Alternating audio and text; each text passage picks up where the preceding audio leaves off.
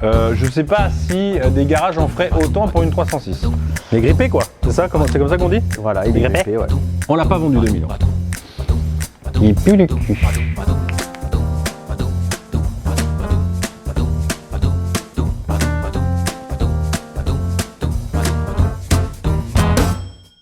Clap.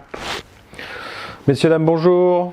Comment allez-vous? J'espère que vous allez bien. Bienvenue dans cet épisode de l'atelier. Aujourd'hui, qu'est-ce qu'on fait? Que dis-je? On vous écoute un petit peu. On va essayer de mettre un petit peu de mécanique dans ces épisodes ateliers. Petite partie, comme les vidéos mécaniques font 25-30 minutes.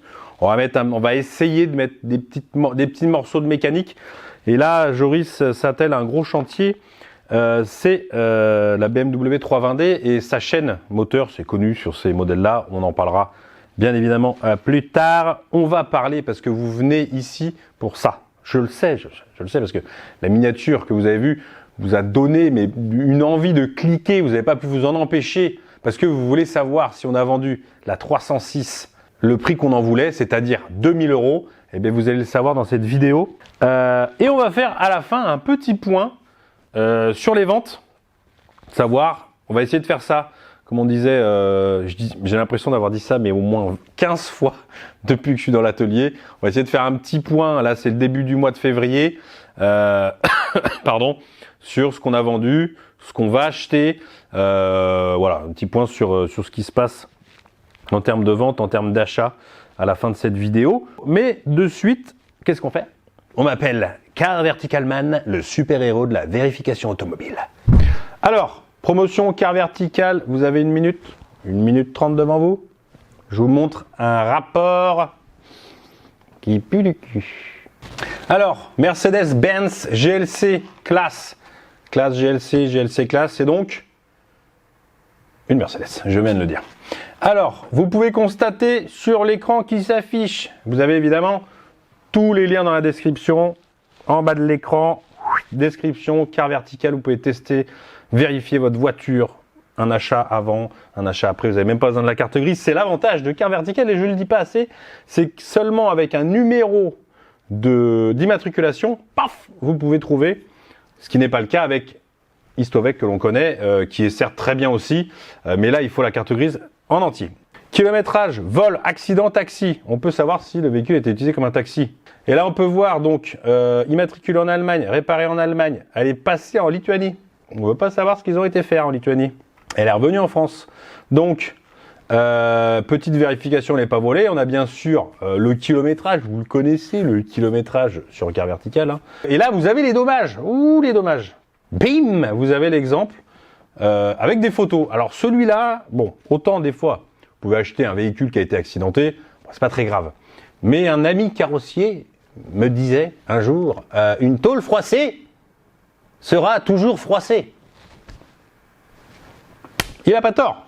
Non, je veux dire une tôle qui a été donc écrasée, pliée et parce que très souvent que tu retires pour remettre droite, c'est comme tout, elle a été déjà écrasée un peu, donc elle aura plus tendance à se réécraser une autre prochaine fois, peut-être. Pas moi qui le dis. Donc là, bon, gros accident. Je veux dire, là, tu peux pas. Là, si on te cache ça, sachez qu'un professionnel, je vais pas me faire des amis, normalement, il me semble, hein, est obligé de vous dire que la voiture qui vend a été accidentée. S'il en a évidemment la trace. Voilà, gros accident, airbag, donc il y a quand même un sacré boulot à faire dessus. Hein. Là, faut tout démonter, remettre les airbags, des nouveaux airbags. Puis bon, là, vu l'état de l'engin, je peux te dire qu'il y a eu un sacré paquet de accidents dessus. Car Vertical, lien dans la description. Vous pouvez, voilà, aller voir si votre voiture a été modifiée, réparée, compteur kilométrage truqué. Très utile pour les voitures d'import ou les voitures même allemandes qui sont en France. Et même des fois, des Renault. Description. Alors, vous l'attendez toutes et toutes. Oui, toutes, j'ai dit avec un E parce qu'il y a 4% de femmes sur cette chaîne YouTube. Heureusement qu'on n'est pas obligé d'avoir autant de femmes que d'hommes sur YouTube parce que sinon, on aurait des amendes. Alors, 306, 1,4 litre XN, a-t-on réussi à vendre cette 306 comme nous l'avions voulu à 2000 €? Il y a beaucoup d'ailleurs de gens, on peut le dire, hein, beaucoup de gens n'y ont pas cru. Beaucoup de gens ont dit que c'était pas possible. Ça se vendait entre 1003 et 1005. Dites-les dans les commentaires. Là, ceux qui avaient laissé des commentaires et qui n'étaient pas d'accord, ayez le courage de le mettre dans cette vidéo. Donc, c'est une voiture. On a fait pas mal de trucs quand même, hein, parce que bon, mine de rien, Sabot est une voiture de 94. On fait les travaux. Donc, on a fait biellette de direction avant droite, courroie d'accessoires, il y en a 2. Kit distribution complet, support moteur inférieur, flexible de frein arrière, joint de couvre-culasse, support de triangle avant. Je ne sais pas si des garages en feraient autant pour une 306. Mais à vrai dire, est-ce qu'il n'est pas plus... est-ce qu'il n'est pas plus simple? Est-ce que c'est pas plus logique de faire autant de travaux sur une bagnole aussi vieille et qui a très peu d'électronique, donc très peu de problèmes, donc normalement très peu de retours possibles? Moi je pense qu'on ne sera pas emmerdé avec cette voiture. Parce qu'elle a très peu d'électronique. Donc, elle avait 138 000 km et on l'a acheté 200 €. Alors, j'arrête les ardeurs de tout le monde. Il y a des fois, on a le droit, voilà, de faire des bons coups, des bonnes affaires. Je veux dire, on en mange tellement plein la tronche quand on achète sur Auto 1 Alcopa que des fois, quand on peut faire des bonnes affaires, on est content de le faire, d'accord? Donc, merde, laissez-nous un peu être content et gagner de l'argent. Pour une fois qu'on ne fait pas des vidéos où on se plaint, vous devriez être heureux, d'accord? Donc, tout ça, essuie-glace arrière aussi. Putain, on a fait l'essuie-glace arrière. Franchement, on est quand même sympa. Hein. On fait des petites babioles que personne ne s'emmerde à faire. On en est à... C'est ça que je voulais vous dire exactement. Comme à chaque fois, et j'ai les preuves, hein. J'ai les chèques pour vous montrer, j'ai la facture pour vous montrer combien on a vendu, parce que je sais qu'il y en a qui vont dire que c'est pas vrai. Donc on est sur un prix d'achat à 200 €, sur un coût de réparation de 200 €. Évidemment, c'est toujours que les pièces, on est un peu moins, 197, comme vous pouvez le constater à l'écran. Et on est sur une marque, on l'a vendu, messieurs, dames. On l'a pas vendu 2000 €. On l'a vendu 1950 €. Alors, j'aurais pu la vendre 2000 €. Mais ils étaient sympas, c'était un petit jeune, et il me dit faut que je fasse un chèque de banque, et c'est vrai qu'il y a des banques qui font payer les chèques de banque, et je sais pas pourquoi, je lui ai dit écoute, voilà, je te fais 50 € de moins, comme ça tu pourras payer ton chèque de banque. Il m'a même pas demandé, hein, et je sais pas pourquoi, il me paraissait sympa, donc voilà, j'ai fait cadeau de 50 balles, sinon à 2000 est par terre. Je le jure, devant Dieu, surtout devant mes filles. Donc 1950 €, marge brute 1750, marge nette 1261 €. On a fait une marge nette de plus de 50% sur une voiture, parce que c'est une voiture qui a été vendue donc presque 2000 €, et on a fait presque la moitié de... C'est fou, ça a été fou, c'est fou. Ça va faire monter les chiffres de pourcentage sur les ventes, c'est un truc de fou. Tant mieux, parce qu'il y en a, elles les font bien baisser aussi. Donc voilà, je ne l'ai pas vendu 2000 €, certes, parce que je ne l'ai pas vendu 2000 €, mais je l'ai vendu 1950 €. Voilà. Qu'est-ce que vous en pensez? J'ai envie de savoir ce que vous en pensez. Alors évidemment, ça fait une belle marge par rapport au prix d'achat et même par rapport au prix de vente, ça c'est sûr. Je veux dire, si on achetait que des voitures comme ça, 200 €, et qu'on les vendait ce prix-là, mais je fais ça tous les jours. Tous les jours. Parce que pas de problème électronique, donc il n'y a pas besoin de chercher midi à 14 h quel est le problème, où est le problème. En règle générale, c'est simple. Et puis tu fais une marge de 50%, t'imagines? Je veux dire... Ce qu'il faut bien comprendre, en tout cas dans notre position, je parle toujours dans notre position, c'est que 1260 € de marge nette, c'est ce qu'on fait sur une voiture comme le X3, comme la 320D, où on y passe mais des heures et des heures. Alors qu'en fait la marge est la même, voire peut-être même des fois moins chère. Vous vous rendez bien compte de ça. C'est pas parce que la voiture est chère, c'est pas parce que vous allez vendre une voiture 20 000 € que vous allez faire, je sais pas moi, 3 000 € de marge nette. C'est pas comme ça que ça se passe, malheureusement. Donc voilà, si on pouvait faire ça à chaque fois, je veux dire, on serait peinard. Et je vous mettrai à l'écran, évidemment, les chèques, parce que sinon, vous n'allez pas me croire du prix qu'on l'a vendu. Et je vous mettrai la facture, si je la retrouve. Elle doit être là, ici. Je sais pas pourquoi elle n'est pas dedans, d'habitude, je la mets dedans. Mais voilà, écoute, pour l'instant, pas de retour. Hein, ça fait pas longtemps qu'elle est partie. Mais c'est cool, ouais, c'est des petites voitures, faciles à réparer, faciles à vendre, parce qu'en dessous de 2000 balles, va trouver une voiture en dessous de 2000 € avec un contrôle technique OK, les frais effectués dessus, la transparence sur les frais effectués, la garantie dessus, tu peux te brosser. 2000 balles, tu trouves une voiture à particulier, Et puis souvent, elles sont pas forcément en super état. Bon, la nôtre n'était pas non plus en neuve, hein, forcément, mais elle avait que 136 000 km. Et comme je lui ai dit, avec le temps qu'il fait en ce moment, c'est bien ce genre de bagnole parce que ça chauffe en l'espace de 5 minutes. On n'y pense pas, mais un essence, ça chauffe plus vite qu'un diesel. Et quand il fait un froid de canard comme ça, ben, t'as pas à attendre d'avoir fait 15 km pour avoir du chauffage dans ta voiture. Et ça, c'est cool. Je crois que c'est bon. Voilà. Bonjour tout le monde. Bon, on se retrouve autour de cette belle 320D E90 avec son petit problème récurrent de chaîne de distribution, moteur N47. Bien sûr, il y en a pas mal qui ont déjà eu le souci, voilà, sûrement. Donc, pour commencer, là, je vais démonter tous les éléments pour pouvoir accéder en fait au couvre-culasse complet. Donc pour accéder au couvre-culasse et le déposer, il va falloir aussi j'enlève la rampe d'injection, les injecteurs. Mais c'est pas quelque chose de très compliqué franchement. Et une fois que j'aurai fait toutes ces étapes, on se retrouvera en dessous du moteur pour tomber tout ce qui est la boîte de vitesse, tout ça, parce que la chaîne de distribution se trouve derrière.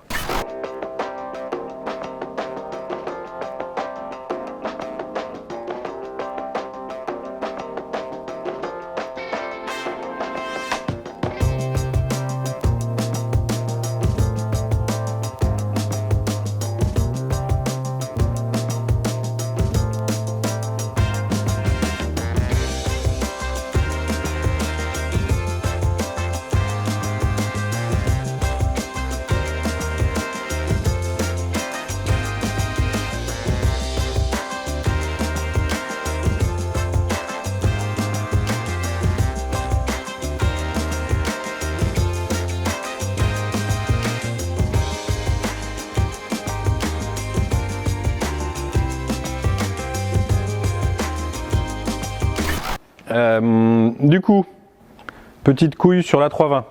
Dites-nous, Joris, que se passe-t-il? Je vois que vous avez démonté ces injecteurs, mais il n'y en a que 3. Mais c'est les 3 Et pourtant, c'est un 6 cylindres sur une BMW. Toutes les BMW sont un 6 cylindres, non?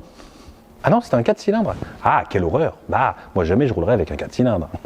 Bon, là, j'imitais des gens pas très sympas.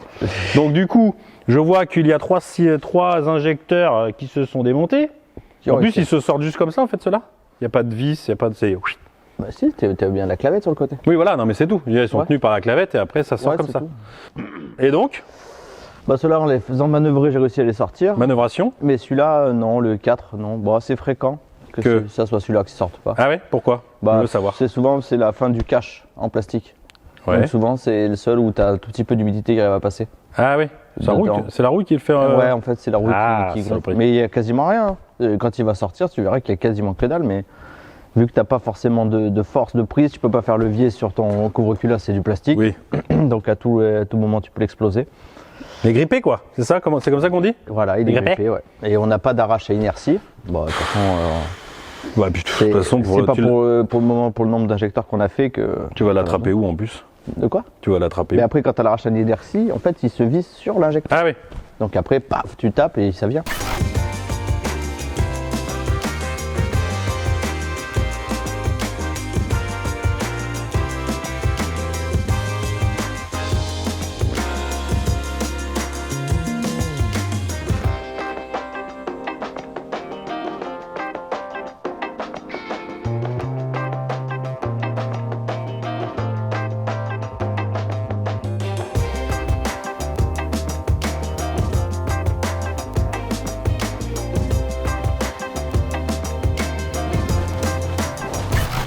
Faut continuer encore un peu. Ouais, mais il y a un coup, je te dis, je vais essayer de le sortir un peu avec une clé plate ou un tournevis. Et je pense que tu vas peut-être bien ripper dès le départ, non? Ah, il sort. Non? Ouais, il sort. Pourra. Attends. C'est bon? Allez-y, madame, poussez! Ah, putain, ça y est. Tu vois, regarde, il n'y a quasiment rien. Ouais, mais c'est dans ces putains d'angles là. Ouais. Comme d'hab. Punaise. Hurrah! Enfin! Eh ben. Eh ben.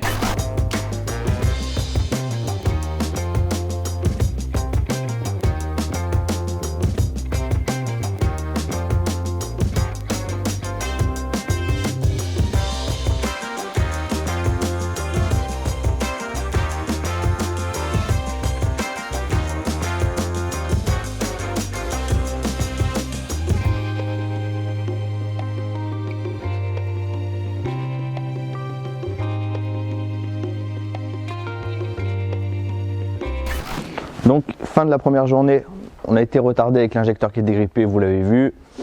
Donc on a réussi à le sortir sans rien abîmer. Ça c'est quand même pas mal parce que les carters, les couvre-culasses sont assez fragiles dessus et on l'a pas abîmé. J'ai tombé la boîte de vitesse, j'ai tombé l'embrayage. Ah oui, l'embrayage. J'ai fait, il y en a plein qui ont dû se poser la question, sauf ceux qui ont déjà fait, pourquoi j'avais fait ce système. C'est pas beau, mais ça permet en fait, c'est un embrayage à rattrapage automatique. Le problème c'est que si je le desserre sans le contraindre, sans contraindre le diaphragme, le rattrapage va se mettre en butée et après, si vous remontez comme ça marche pas.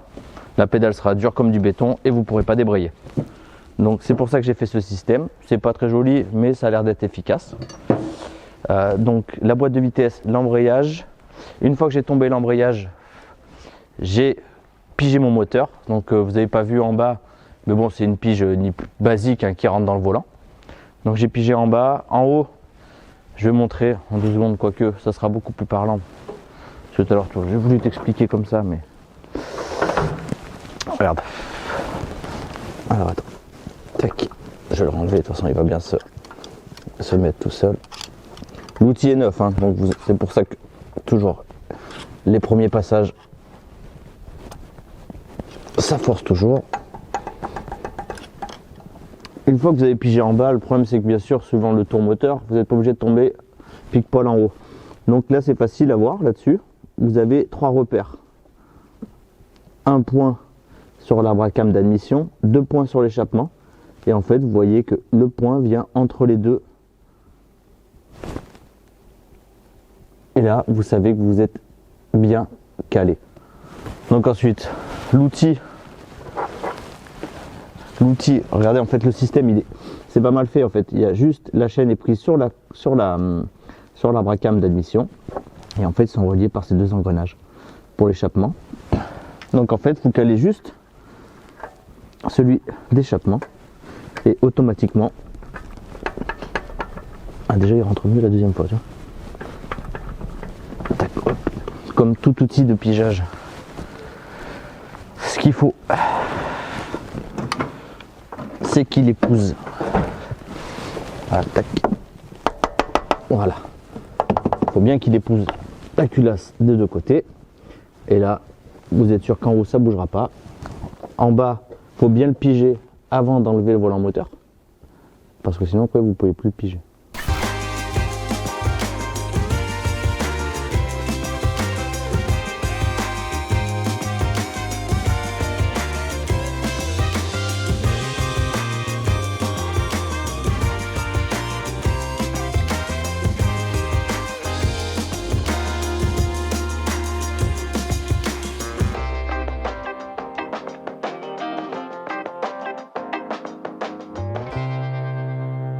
Donc la distribution, comme je l'avais dit auparavant, donc tous les pignons sont neufs. J'ai remplacé les 3 pignons. Donc il y a le pignon au niveau des arbres à cam, le pignon de la pompe HP et le pignon de la pompe à huile. Ensuite dans le kit, il y a toutes les vis des guides, enfin des patins. Il y a les 2 en haut avec filet frein. Il y a celles-ci, par contre elles n'ont pas le filet frein dessus. Donc j'en ai remis parce que d'origine il y en a. Donc ça, ensuite il y a les 2 tendeurs neufs, donc le tendeur de la chaîne des arbres à cam à la pompe et le tendeur de la pompe au vilebrequin. Ensuite, la pompe à huile, elle, n'a pas de tendeur, la vis bien serrée à l'envers, vu que c'est un pas inversé. J'ai recontrôlé mon calage au vilebrequin parce que quand vous desserrez la pompe, souvent vous avez le vilo qui tourne un petit peu. Je m'étais fait un repère au niveau de la poulie damper là-bas et du carter. Mais ensuite, pour vérifier, là j'avais remis mon volant moteur et j'ai remis en face du trou de la pige. À peu près, pour voir. Donc je suis à peu près aligné. Mais je vais revérifier mon calage une fois que j'aurai remis mon carter. Le problème, c'est que sans carter, la pige ne passe pas en fait. Comment dire, le calage n'est pas tip top quoi. Vu qu'il y a vraiment dans le carter le trou de la pige exact. Donc je le referai tout à l'heure là une fois que j'aurai remonté le carter. Donc une fois que tout ça sera bon, j'aurai fait mes tours moteur. J'aurai plus qu'à tout remonter. Et voilà. Je vois que ça fait beaucoup de démontage pour au final je sais pas, remplacer la distribution, faut 1 heure, même pas. Faut lui mettre 1 heure. Donc en fait c'est assez simple, le truc c'est que c'est un chantier où il y a beaucoup de démontage.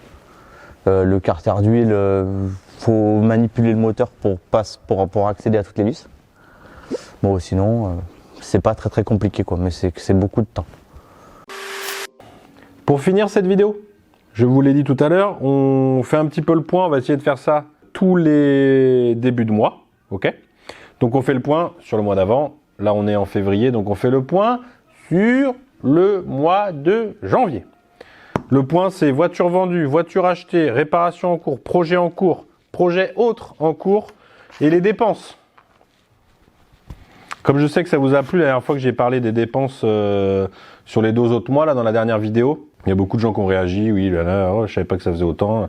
Donc du coup, je vais en parler tous les mois et vous verrez comme ça, tous les mois ce que ça donne, ce que ça pique. Voiture vendue, on commence par les voitures vendues. Kia Sportage, Passat CC, Kia Carence, 306, 335i. Pas mal, 5 voitures, je crois que c'est le record. Alors bon, la Kia Carence, c'est pas vraiment une vente. Mais il y a quand même eu une marge dessus, même si la grosse marge se fera sur la vente du Touran parce que c'était un échange. Mais on est à plus de 5000 € de marge là. Si on faisait ça tous les mois, on serait magnifiquement bien. Voiture achetée, Nissan Micra. Vous l'avez peut-être pas vu, je vous mettrai peut-être une photo si j'en ai une sur l'écran.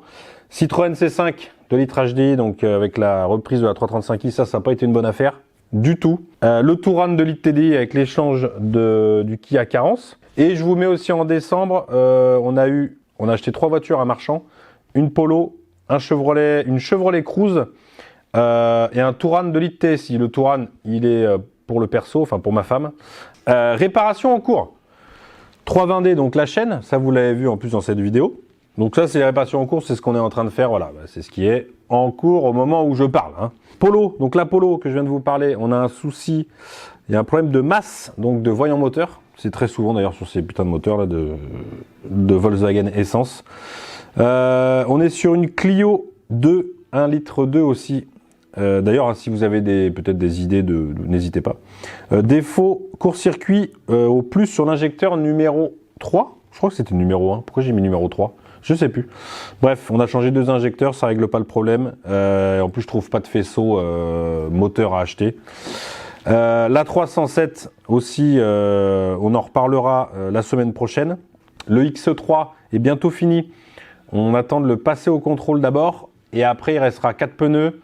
Et il restera il y a une espèce de, comment on appelle ça, de pompe qui un peu comme un Webasto pour faire chauffer le chauffage à l'intérieur plus vite et surtout plus chaud. Donc ça c'est pareil mais ça vaut une blinde. Donc on va d'abord le passer au CT, on verra comme ça ce qu'il en est. Voilà. Les projets auto. Donc quand je dis projet auto, c'est Focus 406. Bah, la Focus on en a parlé il y a pas longtemps. Donc là les étriers de frein sont à peindre. Une fois que ça c'est fait, bah, on remettra le berceau, les fusées sur les amortisseurs, les étriers de frein, les disques qu'on a commandés, les roues, et on va pouvoir la mettre sur les roues. Peut-être pas dans l'immédiat, mais ça va venir. Et la 406, elle n'a pas bougé, le moteur est dedans. On n'a pas encore trouvé de temps pour continuer. Ça devrait se faire incessamment sous peu. Projet autre, parce qu'il y a des projets autres que les voitures. C'est toujours en corrélation avec ça, hein, mais on est donc en train, parce que ça, si j'ai une question qui revient tous les jours, c'est celle-là. Où peut-on trouver toutes tes voitures ? C'est en cours. On est en train de faire un site internet pour les voitures. D'accord ?